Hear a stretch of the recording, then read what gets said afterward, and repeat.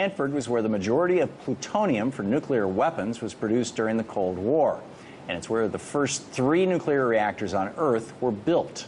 More than 67 metric tons of plutonium were made at Hanford, and it's home to nearly 60% by volume of all the high-level radioactive waste stored in the entire United States, with nearly 80% of the Department of Energy's inventory of spent nuclear rods stored just 400 yards, 4 football fields away from the Columbia River, which is the second largest river in the United States, by the way, behind the Mississippi. And according to the state of Washington, right now there are 177 tanks holding 53 million gallons of the highest level radioactive waste in the United States, and 67 of those tanks have already leaked over 1 million gallons of this particular highly radioactive waste.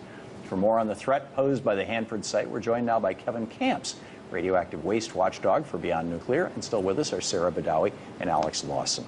And so, Kevin, welcome back to the program. So, why don't more people know about Hanford?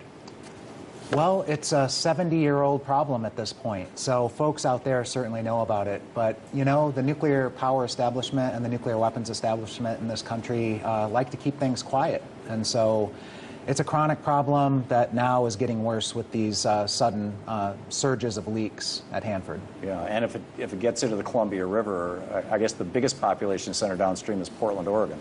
Yeah, that's right. Are people and it's getting in the environment. It's in the soil. It's in the groundwater, as you said. And now there's been this spurt of leaks just in recent weeks, and it's very disconcerting. I remember back in the 70s when John Goffman was running the Union of Concerned Scientists, as I recall, him talking about how, as I recall, it was 1 ounce. It might have been 1 pound of plutonium, if properly distributed, is enough to kill every human being on Earth, because it basically just takes 1 atom of plutonium to be, you know, in your body in the right place, and bang. I mean, it's the most toxic substance on Earth, and there's 80 tons of it. Yeah, it's just a mind-boggling amount that was separated at Hanford for use in nuclear weapons. And so what you've got is this liquid high-level radioactive waste, and there's also sludges on the bottom of the tank. Filled with plutonium. Well, it's the byproduct from plutonium extraction, so there probably is a good deal of plutonium in this wastewater and sludge. But you've got things like radioactive cesium-137, strontium-90, and just vast amounts in this liquid and sludge waste byproduct. Right. What have whistleblowers, Kevin, already told us about flawed designs and safety protocols from Hanford? Oh, you've got so much going on. You've got workers getting sick, being knocked unconscious by the toxic vapors coming out of these tanks.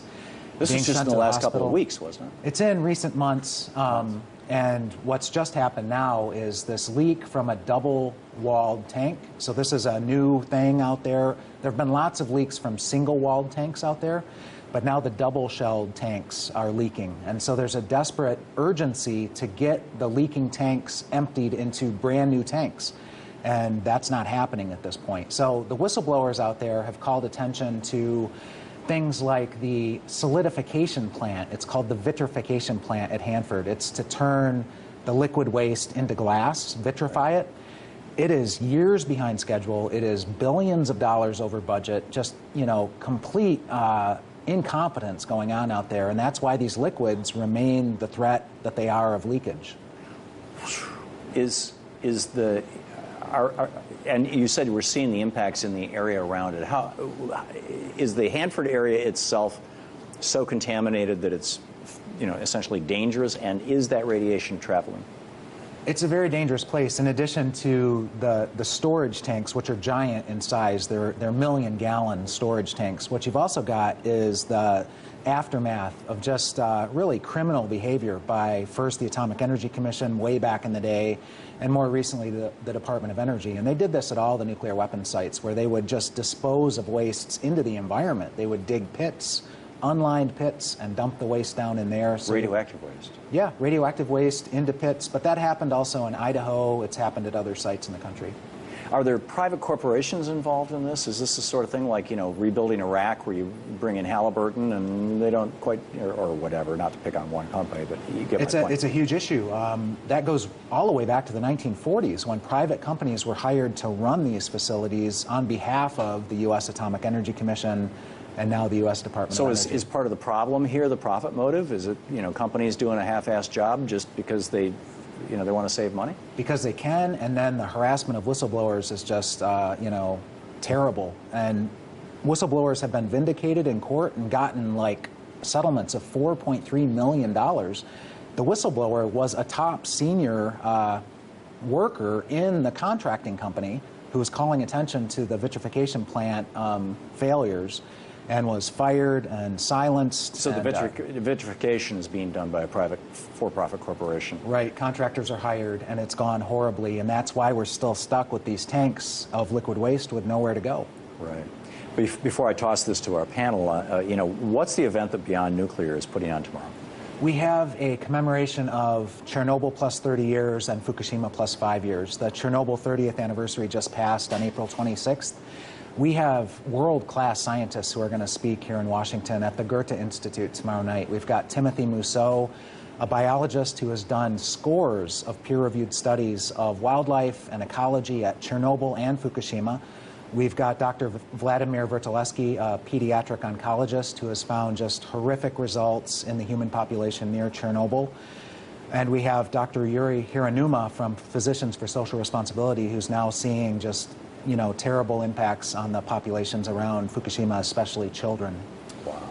So, Sarah, Alex, any questions for Kevin or comments or thoughts so far on this? I mean, one question I have for you, nuclear waste is not going to get any safer. From a policy perspective, what is the path forward? Obviously, we have to fix this problem, but if we're going to continue to have nuclear energy and have these sites around our country, what is, in your mind, the best way to approach this going forward with a long-term plan in mind? Well, we have to shut down nuclear power plants, which generate high-level radioactive waste, which is deadly forever. And instead of, sensible solutions like that, let's cap the problem, we're seeing unprecedented risk-taking. So, for example, the U.S. Department of Energy, working with its Canadian counterparts, is talking about transporting liquid high-level radioactive waste by truck from Canada to South Carolina. That's never been done in U.S. or North American history.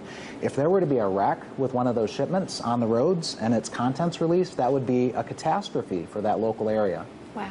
So we've kind of backed ourselves into a corner here. Are there any good solutions for any of this? Well, this, as Senator Wyden has said just recently, this is an emergency situation. The Hanford The highest situation. urgency, we need to build new tanks and empty the contents of these leaking tanks into brand new tanks. So we've got functionally our own Fukushima going on right here, but nobody's talking about it.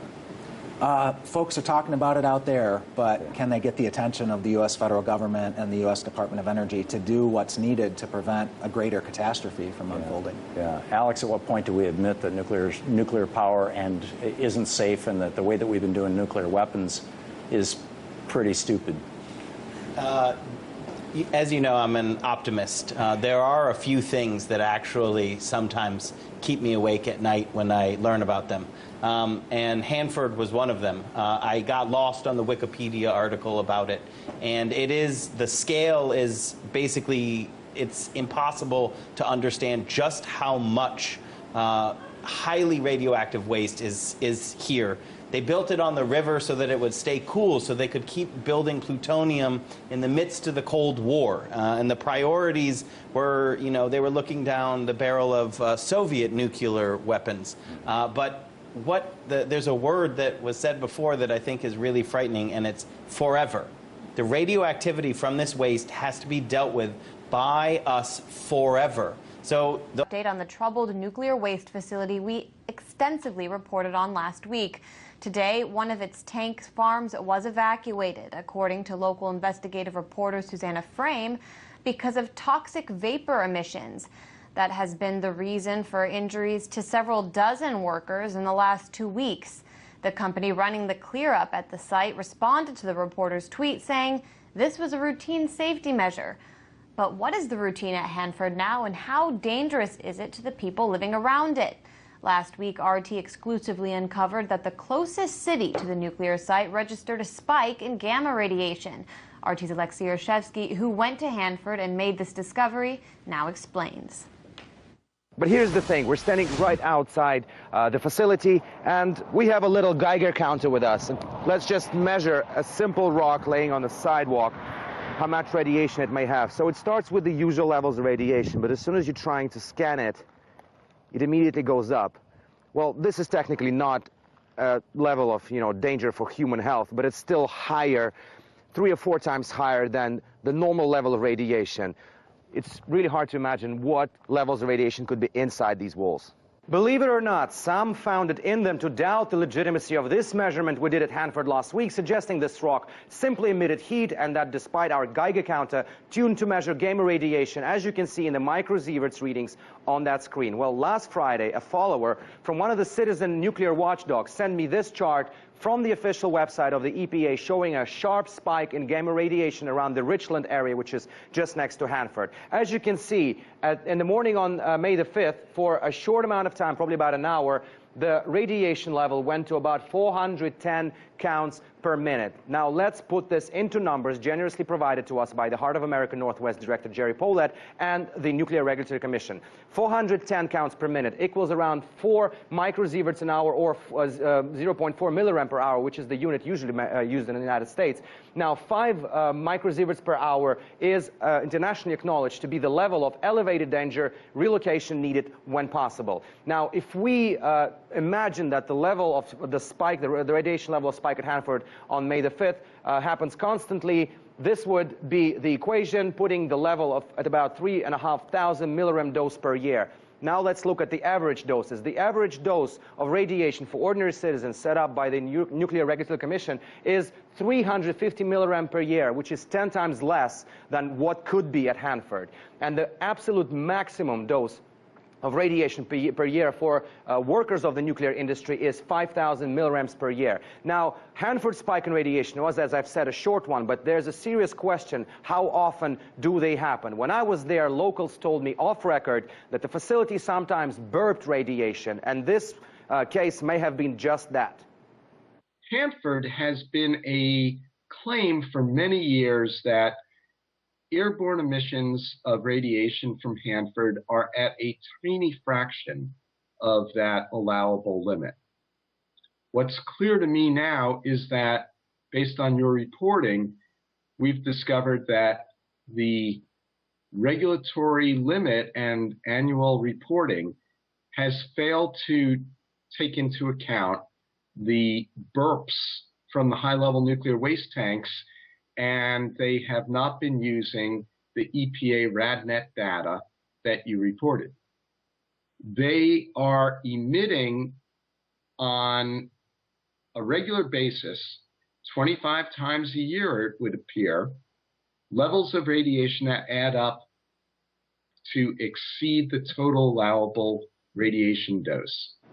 Saturday's post-spike readings from EPA showed that the radiation level was at around 210 to 240 counts per minute. It is, of course, a half of that spike, but it's still a lot higher than allowed for a human body. And what if this is the permanent average there?